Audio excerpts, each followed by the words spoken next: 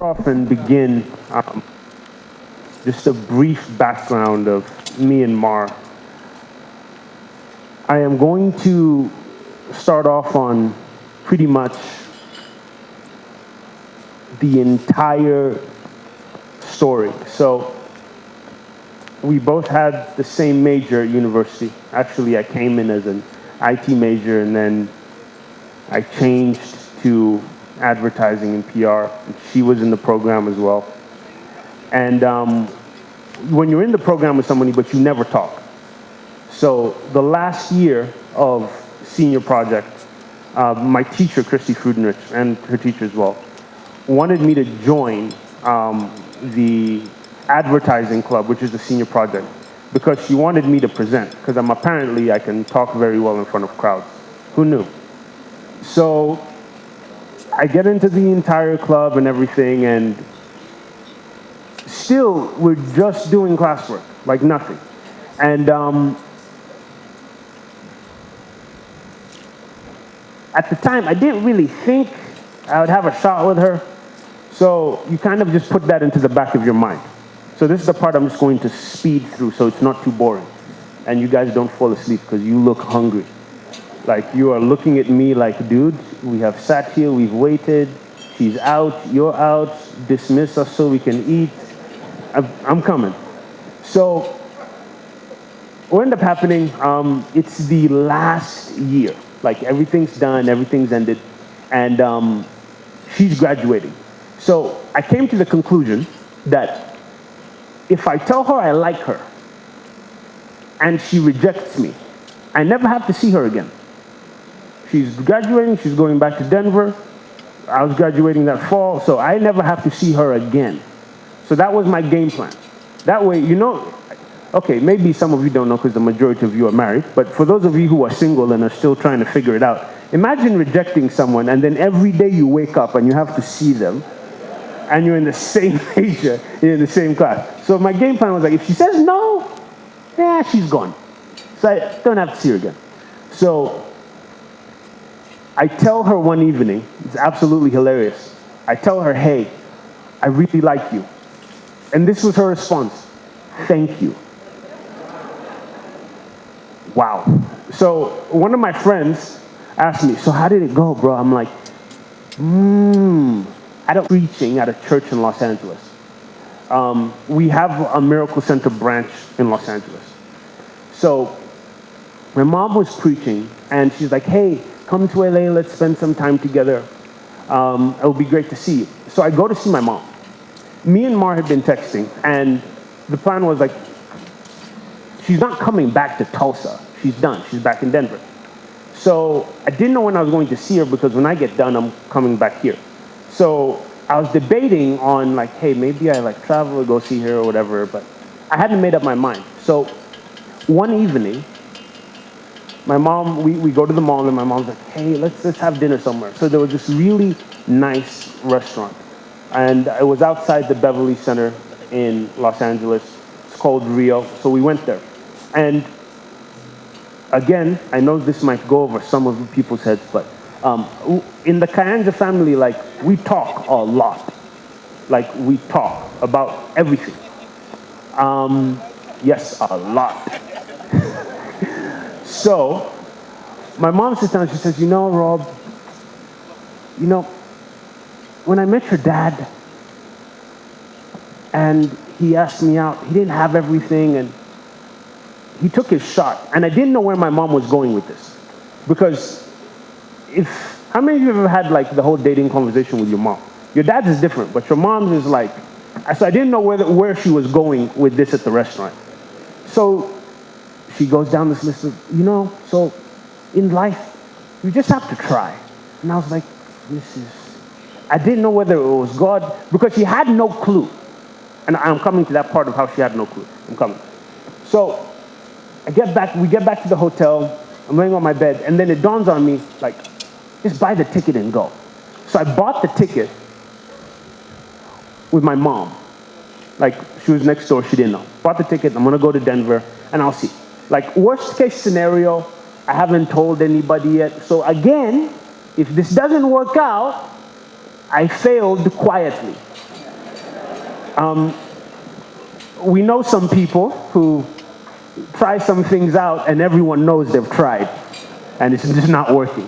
So now what was funny about that restaurant, me and my dad went there in LA, same restaurant, in the fall of 2014.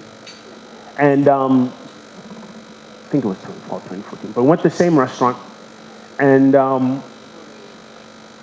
my dad kind of had the same conversation with me there too. But that was like years before my mom had the same conversation. So pretty much I tell two people I am going to Denver. Two. One of them was Caleb Worley, the other was Aaron Johnson. Both of them my mentors, and they were both my bosses because I was working at Victory Christian Center, which is right across the street from ORU. And I sat down with Caleb and his wife. They invited me for lunch, and they told me their entire story, how they got together and everything. And then they were like, I think before you leave, you'll find the right person. Now, in my head, I'm like, I hope everything all of you people are saying is right because you're all anointed, so this really has to work out because I don't know. But he didn't know I was going to see Mar yet. So I have a meeting with him and AJ, and I tell him I'm going to Denver. And the funniest things that they do is that they write me a list. Now, this is where it's going to get interesting. If you're single, can you please raise your hand? Don't be ashamed. It's okay. Just raise your hand if you're single. Okay, cool. I want you to take notes now. This is where you take notes. The most important part of the entire speech. This is where you take notes. So they gave me a list, not lying to you. This was about a page and a half of all the things to tick off. The first, 10 things were the most important in choosing someone. So I'm sitting there, and I'm going through this list, I'm looking at it, and I remember something my dad said. He said, "He who finds a wife finds a good thing." And then he followed that statement by, "Not he who finds a girlfriend, not he who finds a friend, it's he who finds a wife." So I'm looking at this whole list. I'm on the flight to Denver. I tell AJ, okay, are you sure about this list? Because all the top things on the list were not about her. They were about her family. So go there. All the things on the list check off. We haven't got to anything about her yet. I call them back. I'm like, okay, we got the top things you listed. They're all good to go. They're great. And you know what they said? Oh, then everything else is going to be fine for sure. And they were 100% confident. So the fun story now is everything in Denver goes great. She comes to Tulsa and sees me. And then I come back here, and she is going to take a job in Korea. Not the North Korea, the South one. I saw some people looking at me like, I don't know. Hey, Robert, are you still sure there's time? Some of you over there just... Anyway, so COVID happens, and my plan was, go back, graduation, all that stuff. I'll go see her. Then COVID happens, and we're stuck here. And then she moves to Korea, and she's stuck where she is. And during that time, I am not a very outwardly emotional person. I have a good grasp on my emotions. However, today, you watch my parents when they're talking about the family tree. This is the first time I've seen them stammer. My dad has never stammered anywhere. He's talking in front of the president, and it's the first time my dad was like nervous. And I don't know why. I'm the one talking. And he was nervous. So was my mom, but I digress. So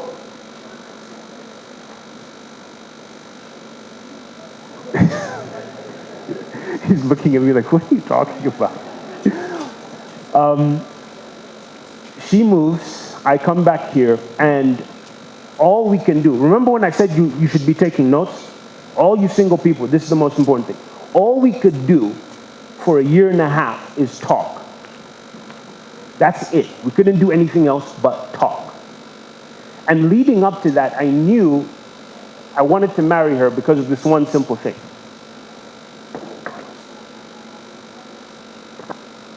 when I went a period of time, which is about 48 hours, without talking to her, because I am my father's son, and I know some of you big people, you text my dad, and then he replies like on Tuesday. Like, you say hello, and then on Tuesday next week, he's like, hey, what happened? Or you call him and you're waiting for him to pick up, right? I'm the exact same way. So she was like, Rob, you need to work on your communication. And I'm like, and at the time, I'm a very stubborn person, like all Kayanja men. Well, there are two of us, generally speaking, but we're stubborn. So I was like, yeah, I really don't want to. So we didn't talk for like 48 hours. This is the first time in my life where my dad has seen me unstable. Like, we were in the office, I was laying down, I was like walking into doors that were closed. It was bad, because I was like, you know what? This is the person for me, 110%. So we talk all the way through COVID, and on my birthday, I don't celebrate my birthday. The reason why I do not celebrate my birthday is because I believe my birthday is the day I was born, and if my birthday is for me, let me just relax by myself and not do anything. And by relax, I go to work with my dad.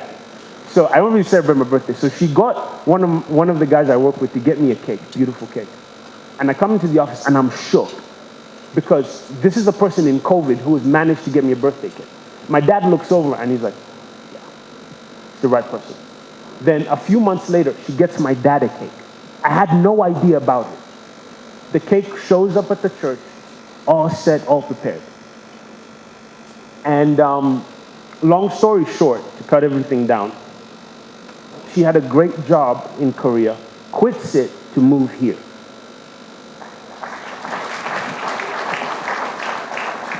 So all you men, simply put, I have proof. If they won't move for you, they're not for you.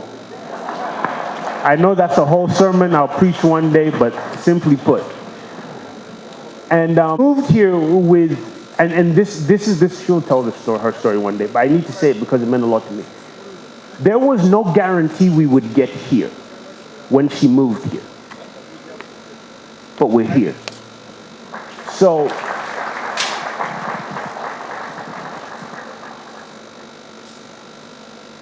it was not it. Her is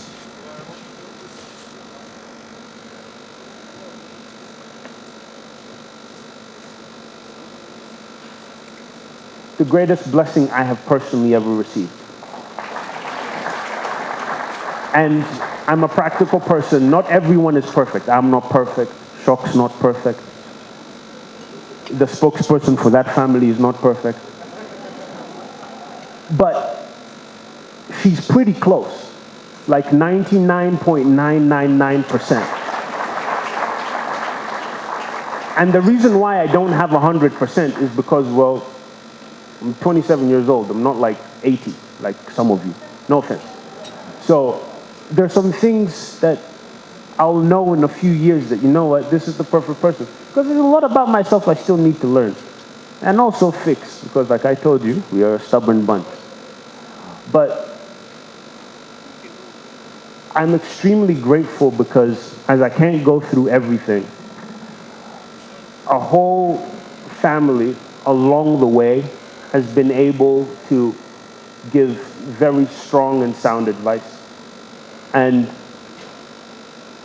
I think the best advice that I got was, you won't have an answer or a plan to everything, but that shouldn't stop you from taking any form of action. And we're proof that long distance does work. If it's not working for you, well, somewhere along the line, one of you doesn't want it to work, because we wanted it to work. And I have to give her so much credit. I am not trying to cry, so I am looking this way. The reason I'm not looking this way, not trying to cry. One Kayanja family member has to hold tears for today, and it's going to be me, hopefully. I have like 3 more minutes in this speech. I'm trying. So I'm looking this, I'm not looking back. But I can't imagine. Oh, this is great. This is a great story. We talked and she's like, I'm moving there. Awesome, great. I'm quitting my job. Then our parents met over Zoom. They met over Zoom. She's looking at me like, bro, what? They met over Zoom. Her daughter is moving to another country with a family she's never met, with a guy who told her, I like her, and she said, thank you. That's the that's the practical side of the story. And they met over Zoom, and my dad was on the Zoom for 3 minutes. He gets off the Zoom, and I'm like, Dad, you're not going to say? He's like, no, I'm at peace with the whole thing. And then he walks out to have a meeting. And our moms hit it off, and that was amazing. Her family is amazing. It takes a lot to have your daughter move and you not be there, you not know anything, over some Ugandan preacher's boy.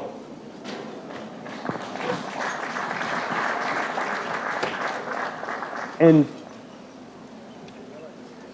if you're a single prominent person, the beauty about her is that she didn't know anything about all of you people and him. You know, that guy. She had no clue. I undersold everything. I said, my dad's a pastor. We have a small church in the middle of, I undersold every single thing. She got shocked when she came here, pure culture shock. And the church was empty during COVID, and it was still a lot to take in. And she stuck it out. She's here. She's absolutely amazing.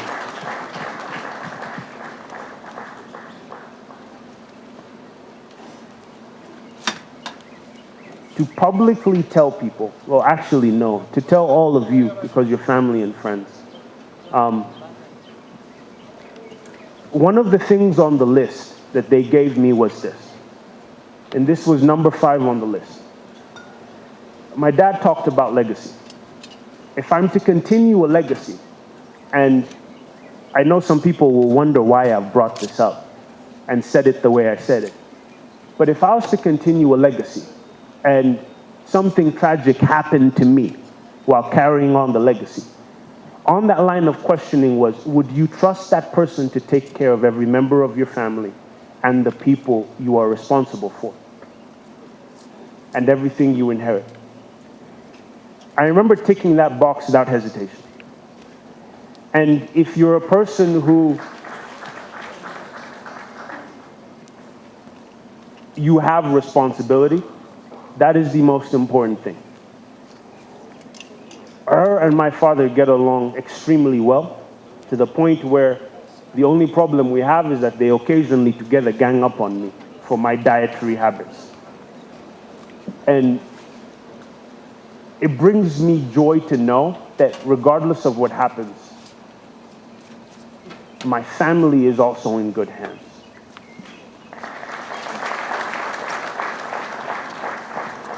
Lastly, I'm going to ask every single person to stand up, if you will.